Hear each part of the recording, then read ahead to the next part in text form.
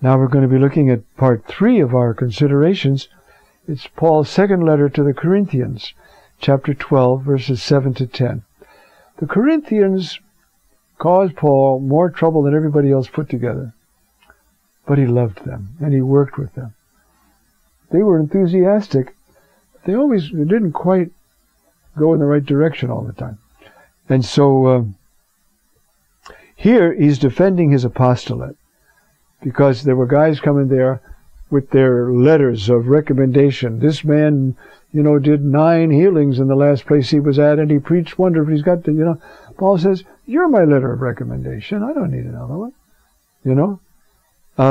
And so now he's going to say, he's going to start talking about this, you see. And he's going to tell him he's driven to this. I've got to win him back, So he starts talking about his own revelations and so forth. But it's in the context of this big unruly crowd up in Corinth, whom he loves immensely. I've told you before, it's a double port town. It's a town between, it's on an isthmus, between 2 bodies of water. And either when there was a canal, they went on the canal. If they did it, they pulled them across with horses on logs, rolled the boat from one body of water to the other. So it's a double port town. In fact, if you said si Corintizi in those days, you lived like a Corinthian, that was quite an insult, really. You act like you come from Las Vegas or something like that. It's not a compliment. But anyway, so he says, okay, but if I'm going to start reading the text now. Although if I should wish to boast, I would not be foolish, for I'd be telling the truth. But I refrain, so that no one may think more of me than what he sees in me or hears from me, because of the abundance of the revelations. Therefore, that I might not become too elated, a thorn in the flesh was given to me, an angel of Satan to beat me, to keep me from being too elated. Probably sick. He was just sick and exhausted, wanting to have energy. Maybe he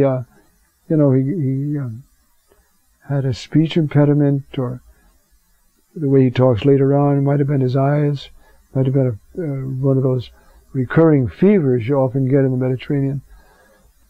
He didn't have full strength all the time. And so, and that's this thorn of Satan. You see? Now, that I might not become too elated, a thorn in the flesh was given to me, an angel of Satan, to beat me, to keep me from being too elated. Now, the angel of Satan is not trying to keep him from being too elated. God is letting Satan do that to keep Paul humble. Oh my gosh, he's doing miracles all day. He's seeing thousands of people converted. And he's a human being. Humble, great, mystic, one of the great saints of all time. But, occupational hazard. You can get too popular. And so, God did him a favor. He didn't think it was a favor. 3 times I begged the Lord about this, that it might leave me. But he said to me, you see, my grace is enough. For power is rendered perfect. How do they translate? Is made perfect, yes, in weakness. What power? God's power. Not my power. The weaker I am, the worse I am to do anything. But if being sick or being whatever, I can still work. It's the power of God, and it's finding His perfection, because everybody knows it can't be this guy doing this stuff. He doesn't have it. And besides that, he's sick or whatever. That was a gift of God from Paul, because he said, Paul, you're going to be the teacher of all the nations. You're going to write letters that will be part of the Bible, of the church, for all time. So I don't want you getting a big head. I'm going to let Satan beat you up once in a while, one way or another. Now, we know this from other saints, huh? From the way he talks later on, you know, when he said, well, you would have torn your eyes out to help me. I think it's just a Semitic phrase. It doesn't mean it was something wrong with his eyes. But we don't know what was wrong. But look at the Curé of Ars. Curé of Ars beat him up, got beat up by Satan almost every night. Because he was sitting like 16 hours in the confessional and doing miracles of grace. Miracles. Thousands of people being changed, being healed, being brought back to God. Satan not the least bit happy, and God let him beat up the curé so he'd stay humble. Funny, isn't it, huh? Every other place you're a success, everybody claps. When you're a success in this business, people don't like you, and Satan beats you up. You know? But it's okay. So, you see, my grace is sufficient for you because the dynamis, the power, is made perfect in weakness. That is what power? That's the power of the cross. And it's made perfect, which is such a word, huh? The dynamis reaches its goal, its perfection in that sense. You see, in asthenia, in weakness. When a man is humble, a woman is humble, look at Mother Teresa. You know, she was old and tired, and, you know, she had a great prayer life, but only God could appreciate it. Once a reporter asked her, Mother Teresa, what is it like to have deep experiences of God in prayer? You know what her answer was? It has been so long, I have forgotten. She was living in darkness. And miracles were going on. Miracles of grace, miracles of healing, going on all around her. She wasn't the least bit impressed. Because she knew it was God.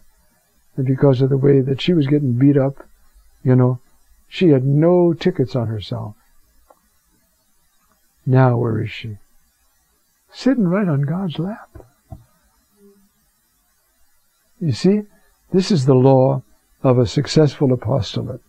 That's what they're saying here, you know.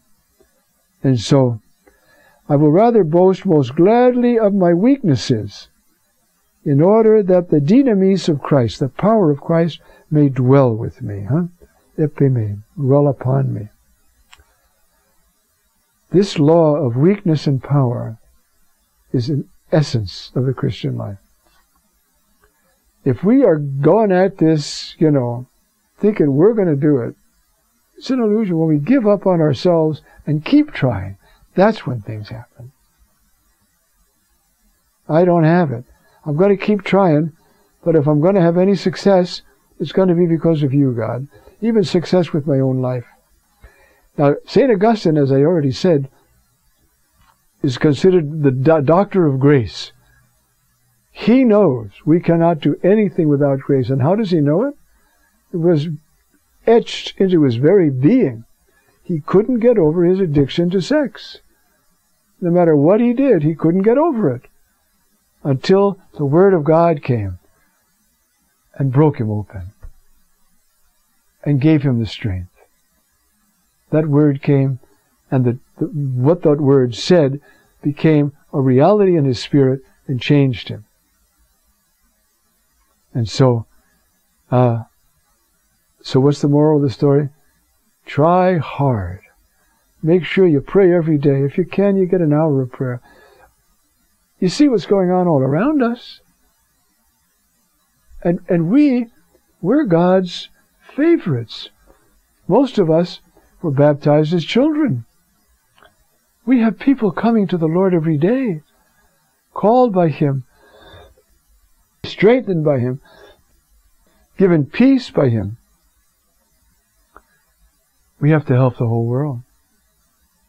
That's why the message is, give yourself to the Lord and then work on your relationships with one another so that you have a place to welcome others when things get really tough. You see? Well, We're not going to do it on our own. And so, I've tried and I failed. Then you're lucky. Then you're lucky. So then if something happens that is good, you won't be the least bit impressed. You won't think, well, you know, it's because I was good when I was 2, or because, well, I really am quite smart, or no. You know it's God and not you. So that's what Paul is learning, you see. So I boast of my weaknesses so that the power of Christ, which is the power of the cross, it's the power of the word of the cross, dwell in me, change me. And I boast of that it's God. I can't do it. You know?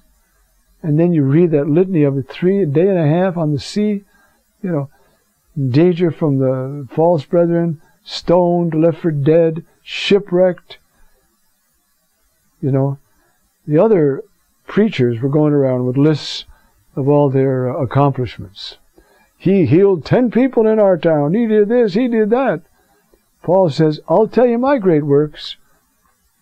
Shipwrecked, left a ship on afloat on the sea, stoned, left for dead, you know, betrayed by brethren, beaten, you know, with the 39 lashes, supposed to be 40, but they stop one short in case they don't go over, you know, just so they don't go over. Those are that's what I boast of. Sure, I've raised the dead. It's right there in the book of Acts. But that's God in me. So, therefore, I am content with weaknesses, insults, hardships, persecutions, and constraints for the sake of Christ. And he had his share of them. You see? For when I am weak, then I'm strong. Because I'm not counting on myself. I've got nothing. Then, there's 2 lines that I want to read that are not in our text for the Sunday, but it's important. He says, after saying all that, he says, I've been foolish. Look at the way I've been talking. He's not going to change it, but, you know, you compelled me, for I ought to have been commended by you, instead of trying to commend myself. For I am in no way inferior to these super apostles, even though I am nothing. The other guys came, they're pretty flashy, great talkers, few miracles here and there, winning over the crowd, and a little easy on the moral demands, you know. That's the way to be popular. Oh, my goodness. I remember in Rome, I was coming, it was during the great big charismatic conference. I think it was a 75 one. I forgot now what. No, it was the earlier one. Whatever. And I'm walking in St. Peter's. All these people come running up to me. Are you Father Francis? Yes. Oh, well.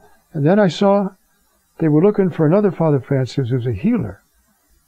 And I said, I'm not that Father Francis. Oh, thank you very much. Off they go. I thought, saved by the bell. Suppose they canonized me. So, you know, I mean, it's better off looking stupid. And I did look stupid. Anyway, that's what he's saying, see? I ought to have been commended by you. I didn't have to give you this list of all my accomplishments, which is that I've got a thorn in the flesh, I've been shipwrecked, and all the rest. See? I should be commended by you, but I'm nowhere. And then he gives the signs. The signs of an apostle were performed among you with all endurance, hypomone, all patience, all endurance, signs and wonders and mighty deeds. Those are the signs. Healing, miracle. They were done, you see, among you, in all endurance. It's not a sideshow.